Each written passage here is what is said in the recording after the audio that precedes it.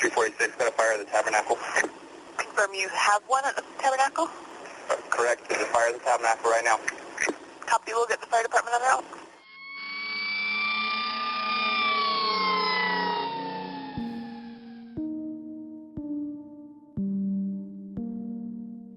My husband and I walked to the Tabernacle, and we pressed through the crowd and saw friends, saw neighbors, saw lots of people standing around, everyone grieving and shocked, just like we were. I stood there for a few hours, I think, crying with all my neighbors and friends.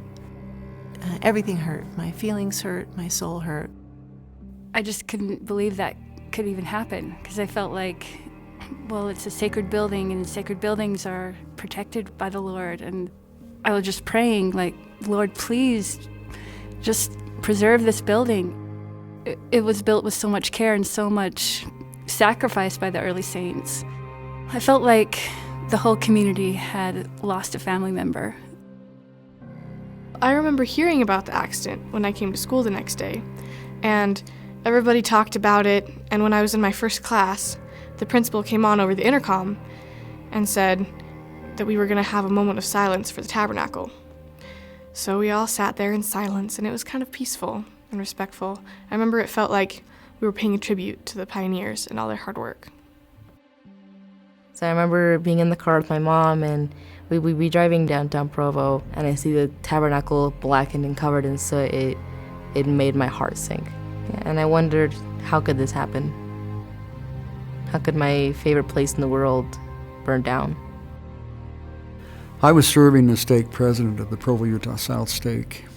So at 3 o'clock a.m., I got a phone call that said, President, there's smoke coming out of the attic of the Tabernacle. We've called the fire department. Just thought you should know. So I walked up to the Tabernacle, and as I came around the corner to see smoke billowing from every crevice, was just so heartbreaking for me.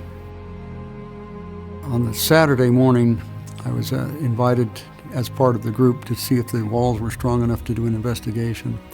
And of course, as I looked in that first window, it looked like something from World War II.